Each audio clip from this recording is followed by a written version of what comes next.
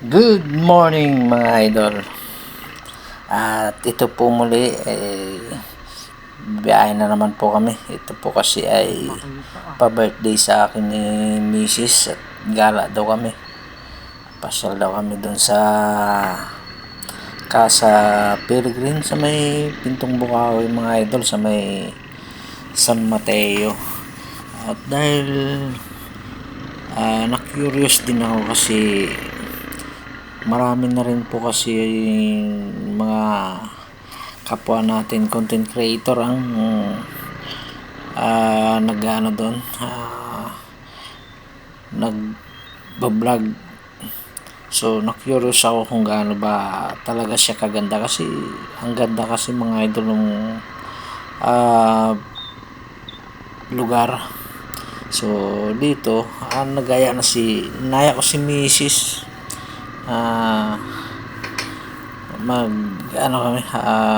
Rides kami, pupunta kami doon kasi sabi niya pa-birthday niya daw sa akin mga idol. Kaya eto lumarga na kami. Pagka galing ko sa trabaho, pahinga lang ako saglit, nag-almusal, so diretso bumiyahe na kami. Dito sa halip na magsumulong highway kami, kasi malayo pagka doon kami dadaan mga idol. So sabi ko para shortcut, dito na lang kami dumaan sa may Antipolo Hills access road ba yun, para shortcut. At ang labas namin doon na sa Providence, yung cemetery ng Providence doon sa may Inarawan, para malapit-lapit na rin kami mga idol. Doon kami dadaan sa may Sapinit Road. Kaya ito binibiyahe na namin para mabilis tayo makarating doon. At pag uwi dito rin kami dadaan para hindi na kami umikot, kasi kung doon pa kami sumulong highway mga idol, malayo, iikot kami. So sabi ko dito na lang, although medyo may kahirapan lang talaga ang daan, kasi hindi maayos ang kalsada dito sa may access road niya mga idol, sa may Antipolo Hills. Yung mga sira-sirang kalsada may ginagawa. So ang kagandahan lang naman mga idol, hindi lang siya traffic, yun lang, at may lusong siya na malalim doon sa may palabas na ng Marcos Highway. So tara mga idol, samahan niyo po muli ako sa pagbiyahe namin ito.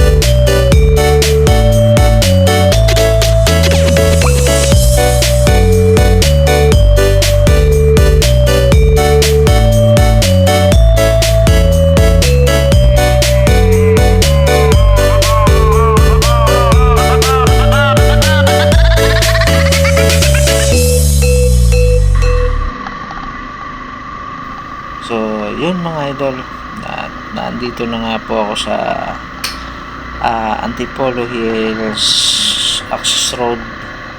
Ang tagos na po nito ay doon na sa Marcos Highway na mga idol. So nakikita nyo, hindi nga lang siya ganun kaayos ang kalsada, ano po, kasi malubak po talaga yan, sira-sira ang mga kalsada.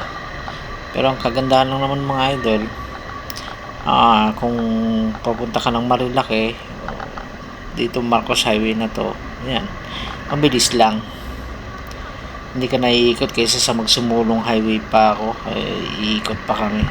So ito mga idol, dito dandahan lang talaga kasi matarik po yan, lusong na yan. At ito, nandito na kami sa may sa Marcos Highway. Tutuloy-tuloy po tayo ng hanggang Kabading, at doon naman po tayo kakaliwa sa may arko doon. Liliko po tayo sa may punta ng Casa Peregrine. Si nakikita ko sa mga video ng mga kapwa nating content creator, maganda po siya. Ito po mga idol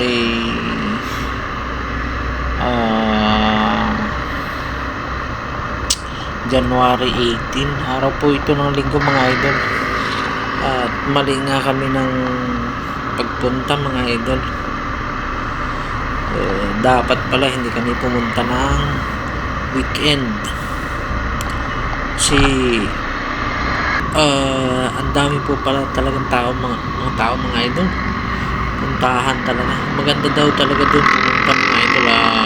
May enjoy mo yung lugar pagka weekdays kasi wala gaano pupunta, konti ang tao, tsaka yung ibang nila, venue nila o ibang amenities nila, matawag doon, sarado, tsaka yung hanging bridge nila mga idol. So hindi talaga namin na enjoy kasi sa sobrang dami ng tao, at saka kukunti lang yung mapapasyalan. So overall naman mga idol, pagka bukas yun, ang ganda kasi ang ng ganun, lalo na dun sa pagka umaga daw, siya, makikita mo talaga ang mga sea of clouds. So maganda po talaga, pero pagka maaga, kasi tanghali na kami nito mga idol, so mga 10 na kami nakarating, kaya hindi talaga namin na enjoy yung lugar kasi tanghali na kami, tsaka weekend, daming tao. So mamaya makikita nyo mga idol kung gaano karami ang tao na pumupunta. So dito nandito pa rin kami mga idol sa Marcos Highway. So tuloy-tuloy lang mga idol, mamaya kakaliwa kami dyan sa may tong kalsada na ito, sa Pinit Road pala mga idol. Kakaliwa po tayo dyan sa may arko na to, papasok na kami na sa Pinit Road. So dito mga idol, papasok namin dyan, dire-diretso lang po, madali lang naman po siyang hanapin. Kung nature lover ka, isa rin po ito sa may recommend ko mga idol. Pero advice ko, pagka gusto nyo pumunta, maaga, para maanohan nyo po yung sea of clouds, kasi pag tanghali na wala na Kaya tara mga idol, tuloy po natin ang ating video.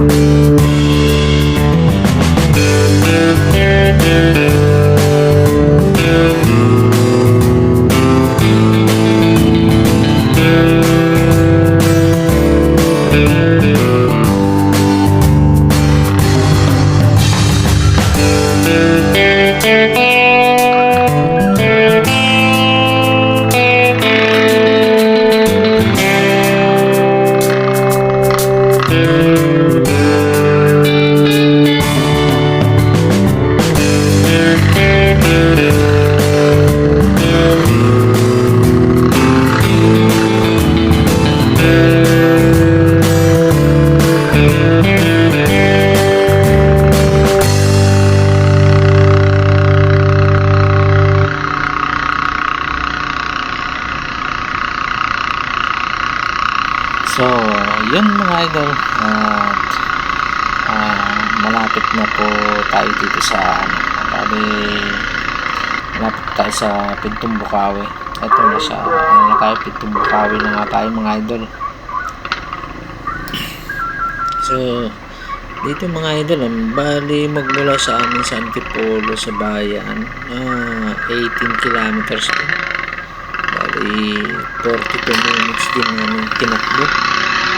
Pero depende sa driving habit nyo yun mga idol, kung mabilis kayo magpatakbo.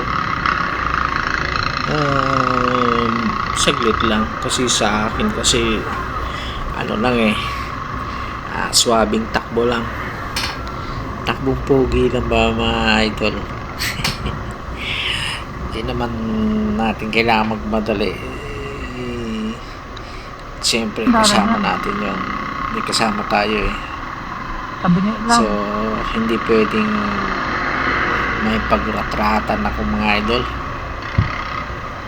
Saka makakarating din naman ng maayos. So ayun mga idol, at medyo malapit na tayo. Bali ito mga idol, ano pala ito, Casa Peregrine Resort.